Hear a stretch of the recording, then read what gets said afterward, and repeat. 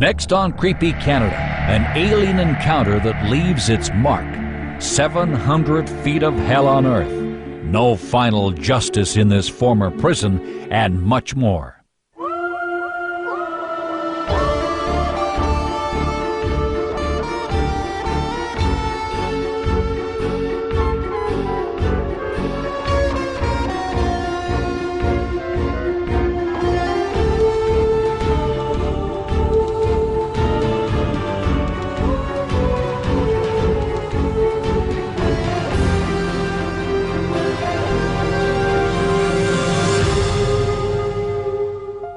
The numerous reports of UFO sightings have been a point of great controversy.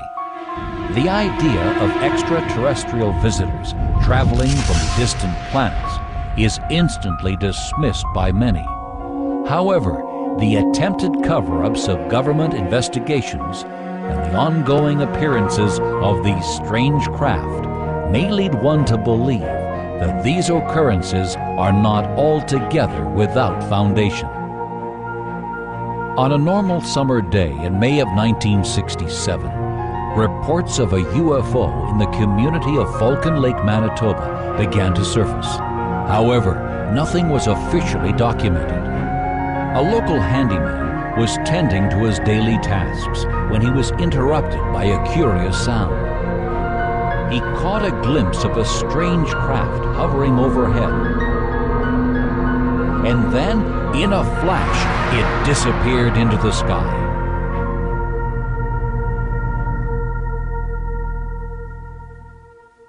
Unidentified flying objects, or UFOs, have been a matter of debate for decades. Flying saucers, Area 51, close encounters, these are all part of this debate's great mystery. Discussions continue to this day. Do they exist or not? Apparently they do in Falcon Lake, Manitoba. Falcon Lake's White Shell Provincial Park is the site of one of the most perplexing cases of alien existence. On that fateful summer day nearly 40 years ago, several locals claimed to have seen unusual lights and shapes in the sky. But there was one man who actually witnessed a UFO landing, and for him, this mysterious encounter left him scarred for life. My name is Chris Rutkowski. I've been studying reports of UFOs and other phenomena for 25 years or so. And one of the most fascinating cases I've ever had a chance to investigate and delve into was the report out of Falcon Lake in 1967 when Mr. Stefan Mihalik saw a Hollywood-style flying saucer land fairly close to him in an area just north of the town. On the May long weekend in 1967, Mr. Mihalik was doing some amateur prospecting. He had actually staked a few claims and knew that there were some good quartz veins in the area. Stefan Mihalik was a welder by trade, but as an amateur geologist on the side, he would often drive from Winnipeg to Falcon Lake on his days off. His frequent visits to White Shell Provincial Park always proved to be successful, usually resulting in his retrieving a fine assortment of mineral specimens. Finding a rich quartz vein, he kept mining this area late into the evening. Finally finished for the day, Stefan decided to take a quick break before his long trip back home. Suddenly, he heard an odd sound in the distance.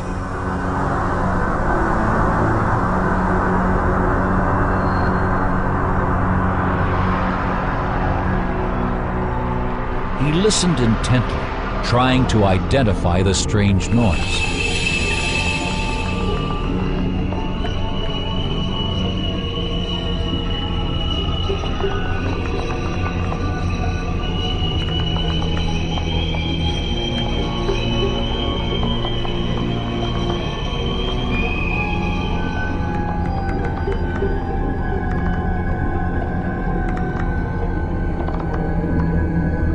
His curiosity was sparked. Slowly, he walked over to investigate.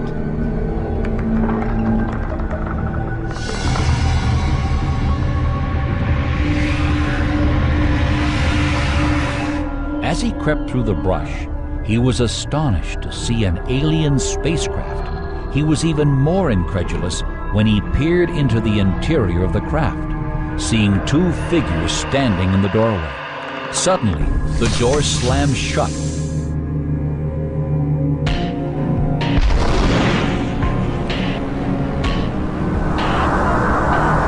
The spaceship took off into the night sky.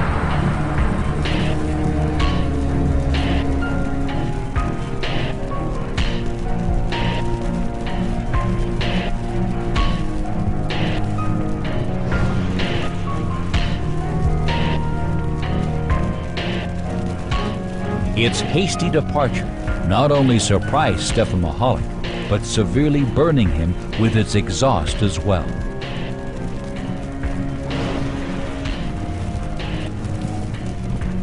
He made it back to Winnipeg. He was treated at a hospital. He was feeling very dizzy, very disoriented. He had first and second degree burns on his chest, had an unusual pattern of burn marks on his abdomen. The psychiatrist who examined him came to the conclusion that Mr. Michalek was a very reputable man who didn't make up stories as a matter of course, and in their mind, Mr. Michalek was telling the truth.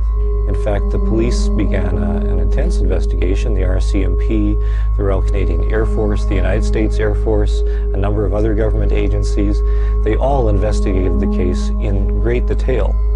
What's curious is that the United States Air Force itself listed the case of Mr. Michalek as unexplained in its final report on UFOs, which was issued in the late 1960s. This strange account of Stefan Michalek's experience is almost unbelievable, except for some theories regarding the physical evidence left on his body.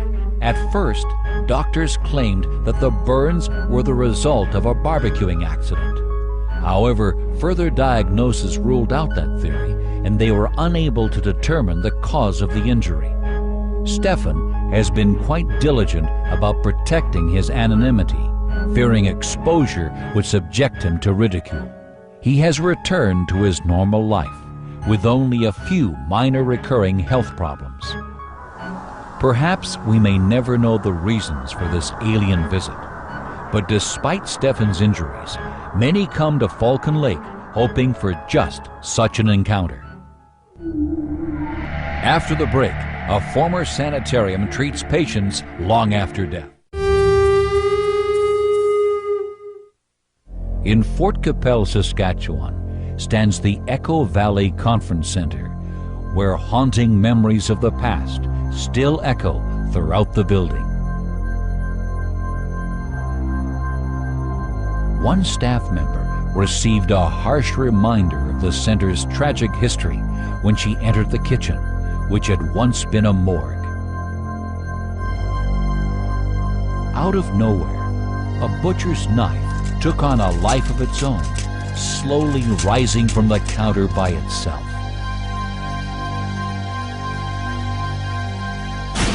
Then, as if released by an unseen hand, it fell back down. Momentarily relieved, she turned to find herself face to face with a terrifying and silent man in blue coveralls.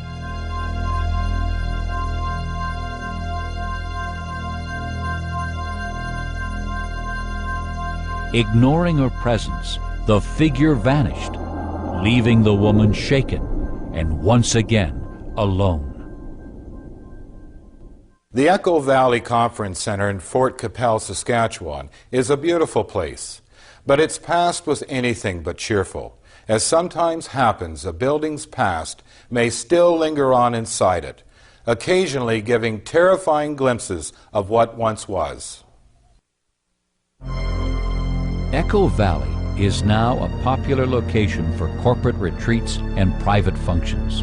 However, staff and guests alike have encountered at least 3 different entities from the building's past who remain connected to the center.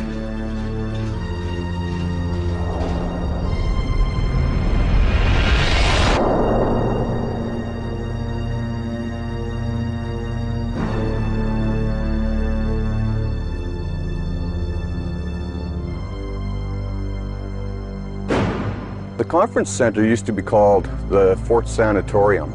It opened in 1917 for TB patients. A lot of the TB patients came in, they were pretty much so far gone that they didn't have much of a prayer. Thousands of people didn't make it out of here. I think just about anywhere where a lot of people have died, in a place that's been around for a long time, there's got to be some sort of spirits or some kind of a residue left behind, yes. Many who suffered with the horrible disease of tuberculosis in the first half of the 20th century were abandoned and left to die alone in sanatoriums such as this.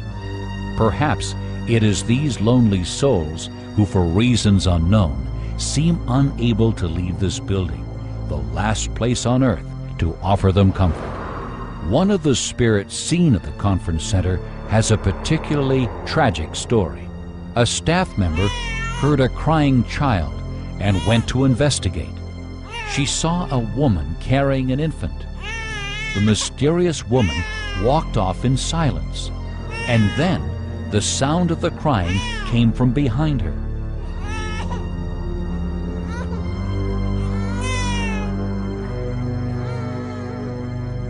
The child's cries echoed down the hallways, and she followed, but found nothing. Many think this mother, seen carrying her infant, is the spirit of a patient from the tuberculosis center, eternally searching for someone to save her dying child. Another mysterious entity has been witnessed on many occasions. During the building's renovation, a staff member heard a woman singing echoing through the empty building. She followed the sound and came upon a woman standing at a sink in the bathroom. She was quietly humming to herself and repeatedly washing her hands. The figure stared at her, then simply disappeared.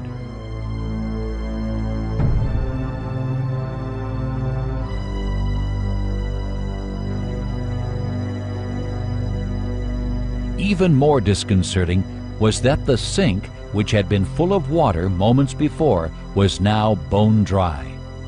It is presumed that this tragic spirit is yet another of the victims of this nightmarish disease. We're standing in front of Wood Mountain Lodge. Wood Mountain Lodge is the scene of one of our entities here that's seen on a regular basis. We call her Nurse Jane. Not all entities reported at the Echo Valley Conference Center are victims of tuberculosis.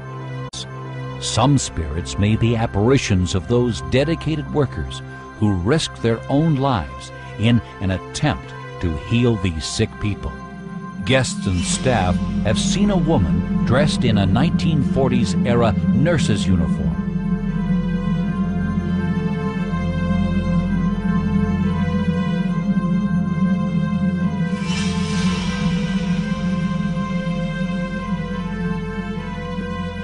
Though her appearance can be frightening, after her departure, people have reported feelings of empathy and compassion.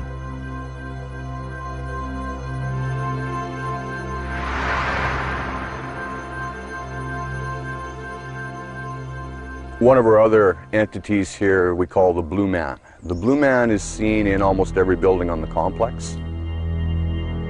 The entity nicknamed the Blue Man, who was given his name because he is always seen in blue workers' coveralls, is a menacing specter, one who has been stalking this conference center for years. His imposing footsteps are heard echoing throughout the buildings at night. This intimidating figure may be the only dangerous ghost at Echo Valley. One guest claimed to have been physically attacked by the violent phantom.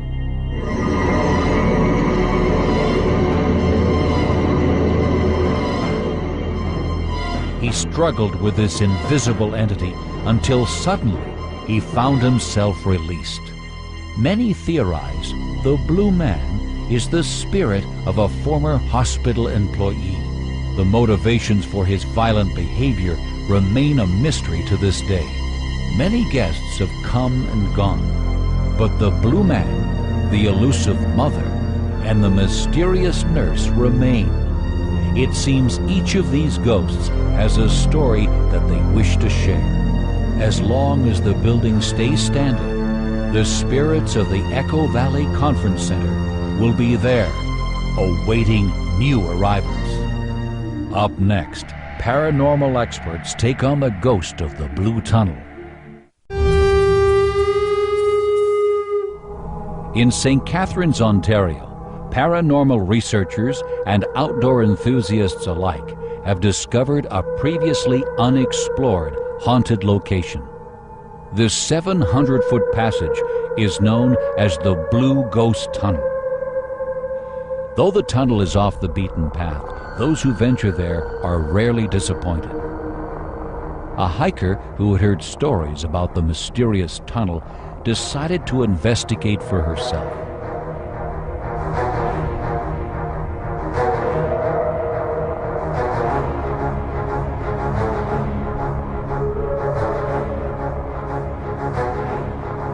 As she made her way through the dark interior, she heard strange moaning sounds. She told herself it was the wind.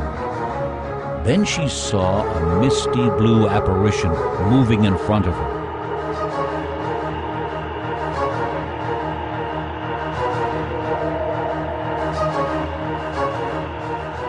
The shape disappeared, and at that same moment, inexplicably, her flashlight died.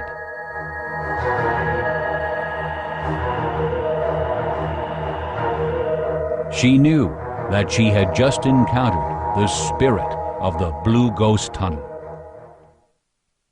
Serious paranormal investigators are willing to travel into the darkest depths and over the most challenging terrain to solve many of life's unexplained mysteries. This passion led one group on a quest into the terrifying interior of the legendary Blue Ghost Tunnel in St. Catharines, Ontario, where a 700-foot passageway brought them face to face with the unknown. When you go into the tunnel, you're in a different world, and it's kind of you get eerie feelings of being watched, maybe looked over. People have seen strange apparitions in the tunnel, sounds of footsteps, whispering, which I've personally heard inside the tunnel, photographs that are strange and sometimes unexplainable. In 1903, there was a fatal rail collision at the tunnel at the west end. Two trains collided head-on and both engineers were killed. The train wreck may have very well something to do with the hauntings here.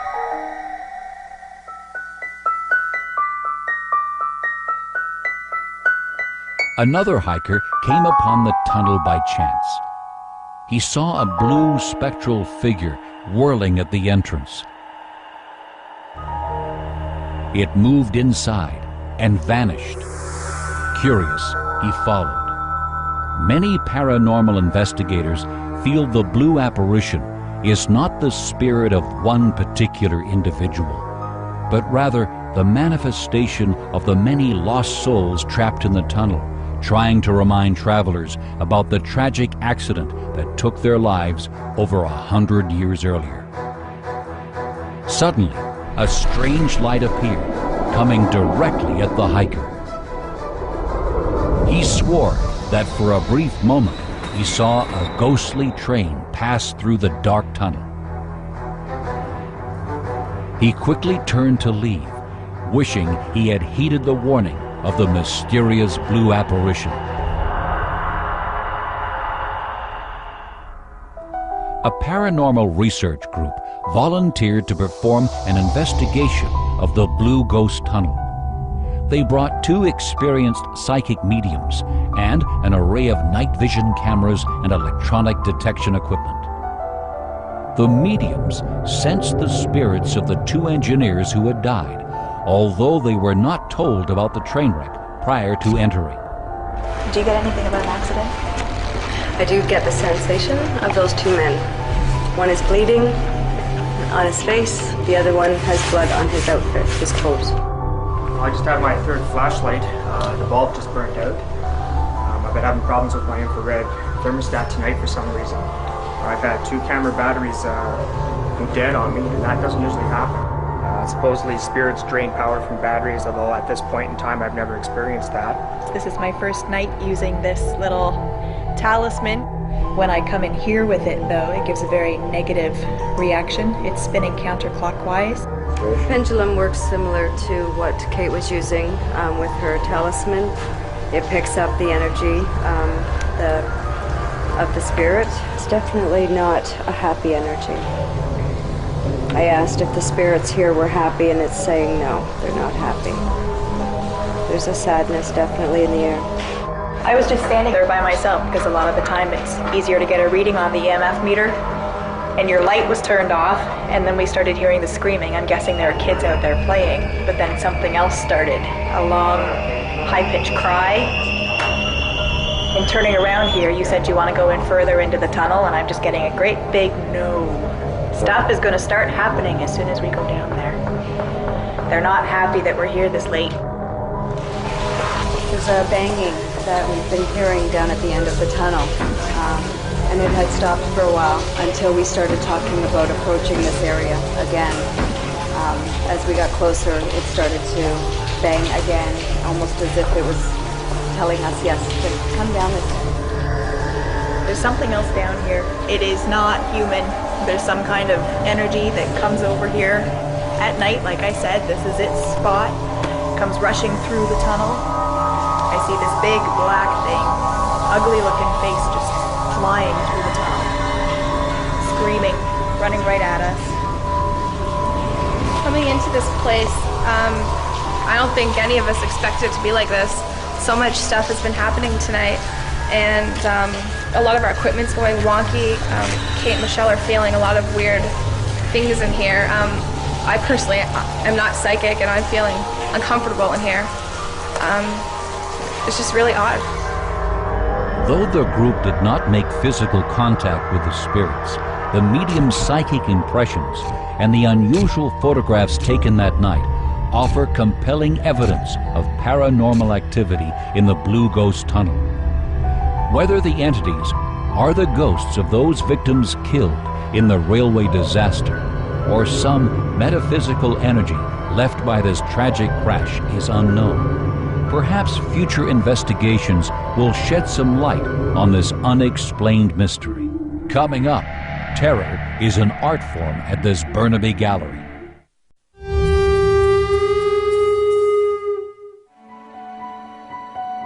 The Sepperly House, an art gallery in Burnaby, British Columbia, is home to more than just wonderful works of art.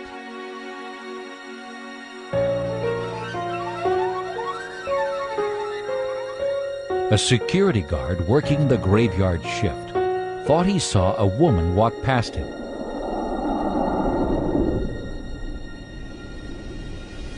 In line with his duties, he left to investigate.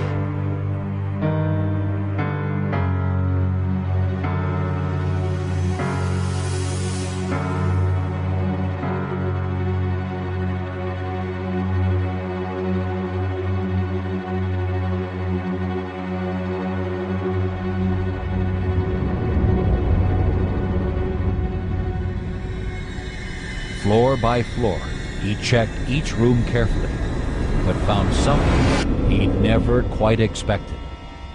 he encountered the spirit of Mrs. Grace Sepperly.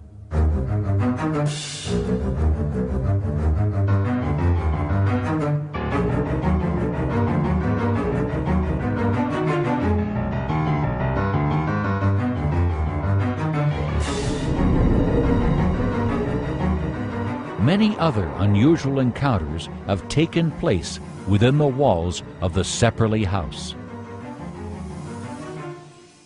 The Sepperly House in Burnaby, British Columbia, is now an art gallery, but it once belonged to the extremely dominant Grace Sepperly. Unfortunately, it seems that Mrs. Sepperly cannot rest in peace. It may be that a broken promise keeps Mrs. Sepperly wandering the halls of her one-time home.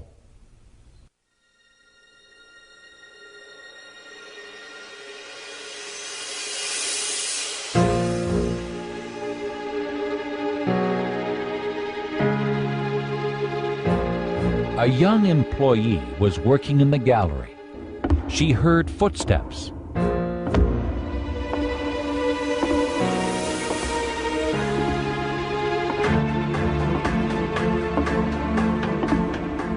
Thinking that perhaps it was a patron, she walked over to greet them. When she reached the stairway, there was no one in sight.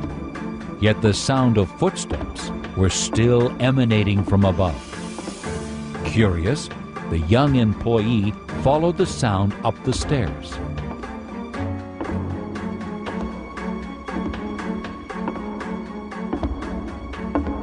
When she reached the top, again, no one was there. But now, the footsteps had stopped. She continued her search, looking in the bathroom.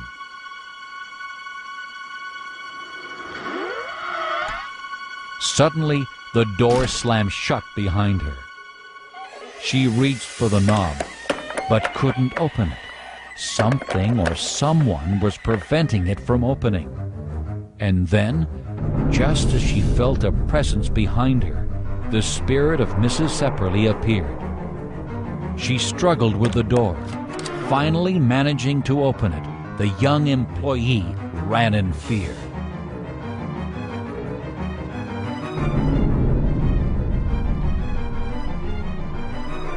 It seems the spirit of Mrs. Sepperly still roams these halls, even today. We're standing outside the Sepperly mansion. It was constructed by Henry and Grace Sepperly. We understand it was Grace's money that actually was used to build the property here. Henry Sepperly had many different careers from our records. He was a lawyer by some accounts, a real estate agent by others. Grace Sepperly, her family was well-to-do and well-connected. Mrs. Sepperly died in 1917, and she had a clause in her will that Henry could live in the house for as long as he wanted. When he was to sell the house, the proceeds were to be used for construction of a park in a children's play area in Stanley Park, and it's called Sepperly Playground. After the passing of Grace Sepperly, Mr. Sepperly did, in fact, sell her beloved mansion.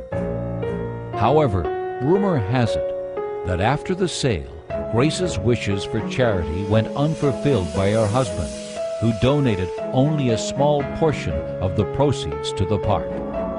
Many claim that Grace Sepperly came back to haunt her husband after death.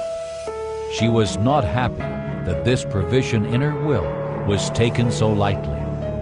A dying wish ignored may surely be the reason for her continued appearances.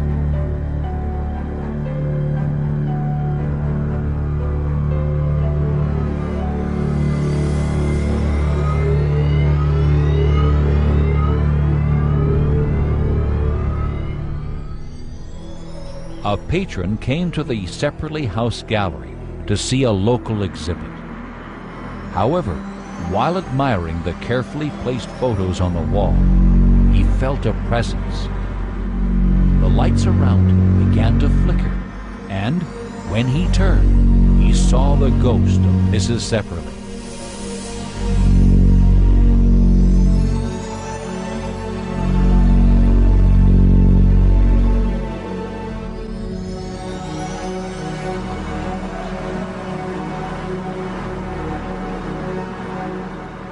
In life, Grace Sepperly was a kind and generous woman who wanted to bequeath a portion of her prosperity to her community.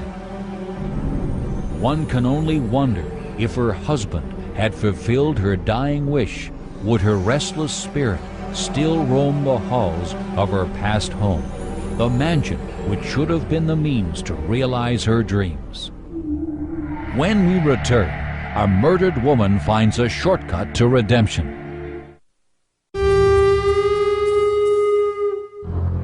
There is a passageway in Kingston, Ontario, used by pedestrians as a shortcut through the city's downtown core. But sometimes this alley can lead one far beyond the next street and into places unknown.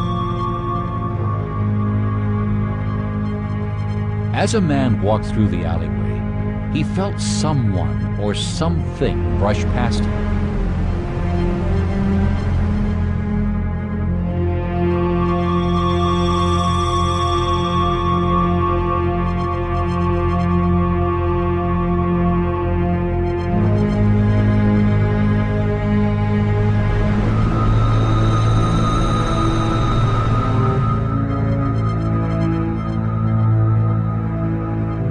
A woman appeared from out of nowhere. The two looked at each other as they drew closer together. This startling apparition began to speak to him, but the man could not understand what she was saying. He stood there in shock, and then, as quickly as she had appeared, she vanished. When he came to his senses and realized what had just happened, his shock quickly turned to fear, and he ran away. Kingston, Ontario is one of Canada's oldest cities, and with its vibrant history comes equally interesting legends. In an old carriageway now converted to a pedestrian walkway, there is a myth of a woman named Teresa Ignace Beam. Tragedy struck Teresa in this carriageway, and it seems the spirit of this young lady lives on there. A spirit of a woman is often seen in this alley. It seems that she is not afraid of the living. In fact, she often communicates with them in a plea for help from the beyond. People have been reporting hauntings in this area ever since the late 1900s. Now, these encounters have to do with one ghost in particular named Teresa Ignace Beam. There was a photographer who had a studio in this area, and he found out some pretty interesting things one evening. So one night he convinced his assistant to stay late, and they took out a Ouija board to try to contact whoever was causing these problems. Well, they were surprisingly successful. They got in touch with a woman who said her name was Teresa Ignace Beam. She claimed to be murdered in 1868 by a man named John Napier. She said that she was pregnant when she was murdered, and she claimed to be buried in their basement. On that fateful night, Teresa was to meet her lover John to share some wonderful news. When he arrived in the alley for their secret rendezvous, she could not wait to tell him she was pregnant.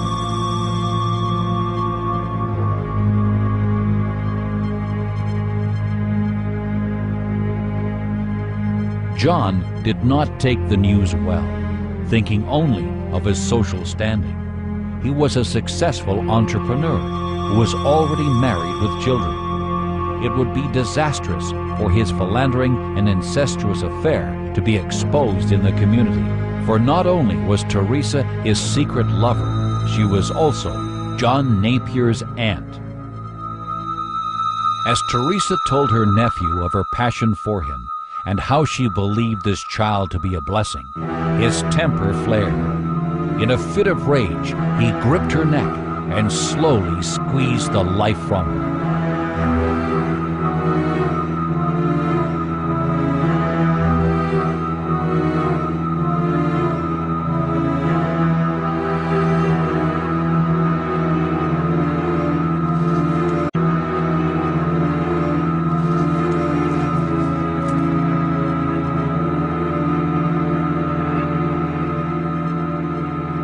As Teresa's dead body lay on the ground, John looked on, feeling little remorse. He simply turned his back and left. Legend has it that men employed by John later dismembered her body and buried the remains in several parts of the alley. Now Teresa's spirit roams the place of her death, reaching out for help from anyone who comes her way. We call her Kingston's most active ghost for a reason, with sightings up to even a few days ago. Now, people walking through this alleyway have had a number of encounters with Teresa. They've had her approach them and say, "Can you please help me find my bones? They're in the walls. Please help me find my bones."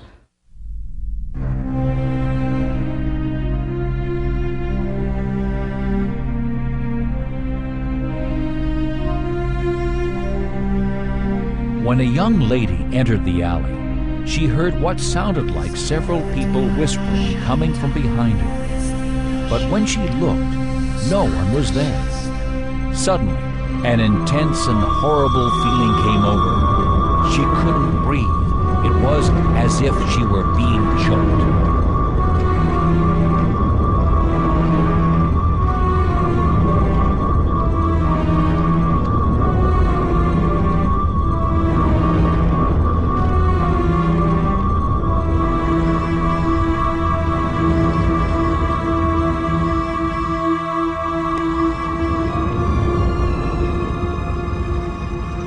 When the feeling dissipated, a ghostly female figure stood in front of her and began to speak.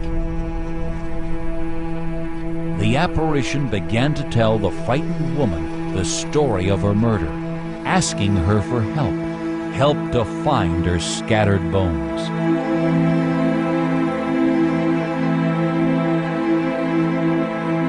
Seconds later, the apparition vanished, leaving the young woman shocked, confused, and very frightened.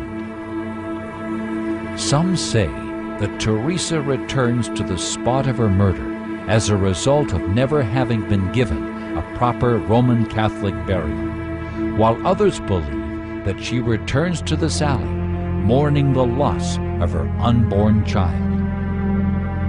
This one-time carriageway in Kingston was the site of the terrible murder of Teresa Ignace Beam. Her only crime was carrying a child that she conceived in the confines of love. Today, pedestrians have replaced the carriages. However, Teresa has returned to haunt this alley, and she is seen so frequently that her spirit is claimed to be Kingston's most active. Up next, a killer enters his final plea from beyond the grave.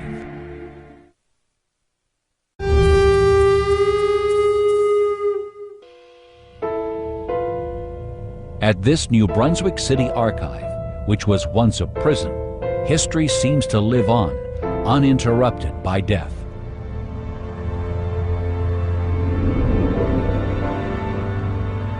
A young student came to the archive to conduct research in preparation for a paper he was writing.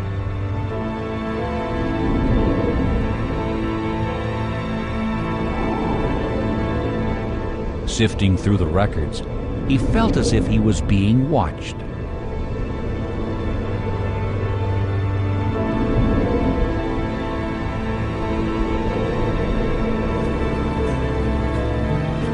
In fact, he was. The young man had an encounter with a resident spirit who roams the Charlotte County Jail. In St. Andrews by the Sea, New Brunswick, the city's archives are housed in a wonderful gray granite building, once the Charlotte County Jail. At times, both the guilty and innocent alike were jailed there. It is this backdrop which provides an eerie setting for many unexplained events.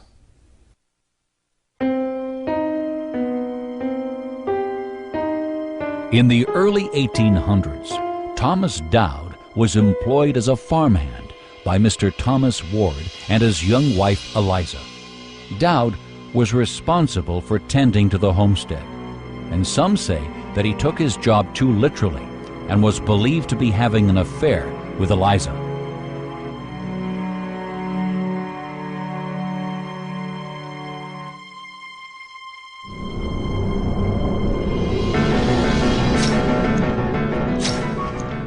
Mr. Ward was brutally murdered. It wasn't until weeks later that his body was found, and next to it, Thomas Dowd's axe.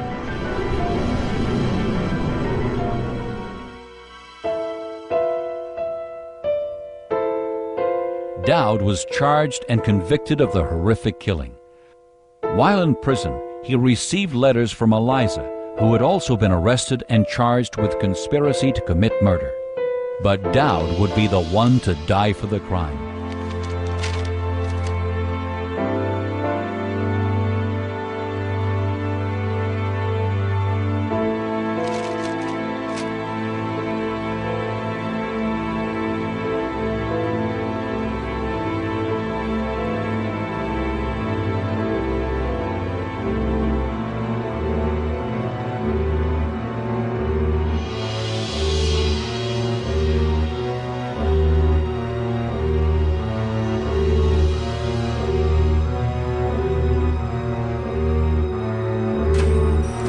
On the day of his execution, Thomas Dowd proclaimed his innocence, swearing he had not committed the murder.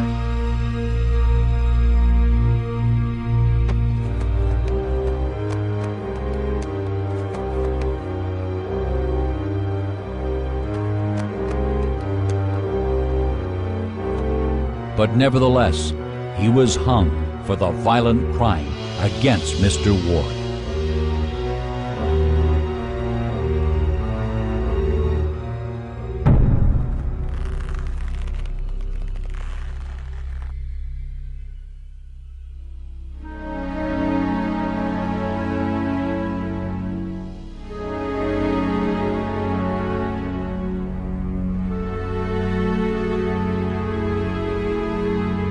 To this day, many suspect the apparition who appears in these cells is in fact the ghost of Thomas Dowd.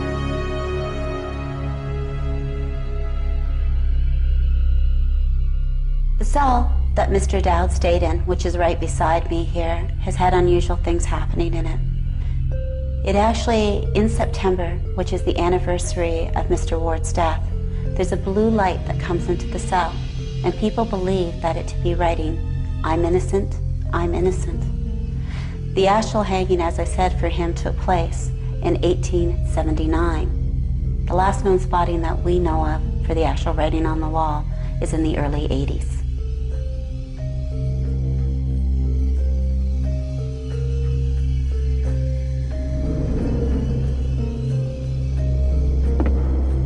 An employee of the archives heard a noise that sounded like footsteps coming from the cell block. She felt very uncomfortable, as if she was not alone.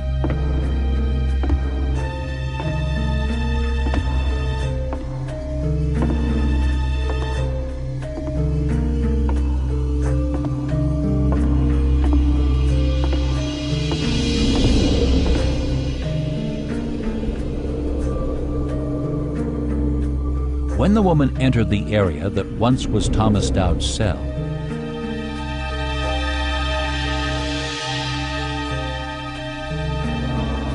she noticed a blue light that seemed to be writing letters on the wall. As she watched, the letters spelled out the words, "I'm innocent."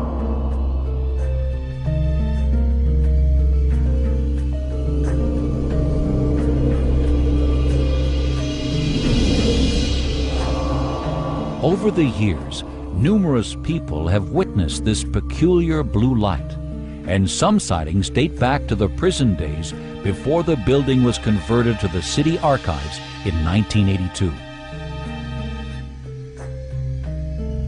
Yes, I did see the light, and I had several different prisoners before that saw the light in that cell, and that's supposed to be Tommy Dowd, a young fellow from La Prove.